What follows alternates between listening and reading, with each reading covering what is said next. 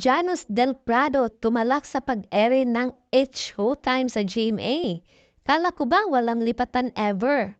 Pinuna ng aktor na si Janos Del Prado ang pag-ere ng ABS-CBN noontime show na It's Showtime sa GMA7.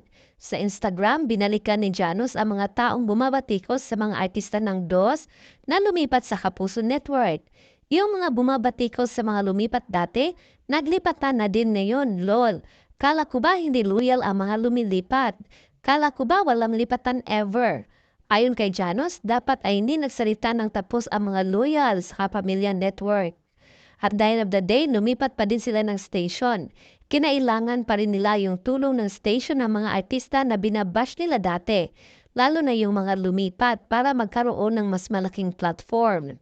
Lesson, huwag magsalita ng tapos, bilog ang mundo saad niya sa kanyang caption. Kaibigan ni Janos, si Bea Alonzo na dating ABS-CBN star na ngayon ay contact star na ng GMA.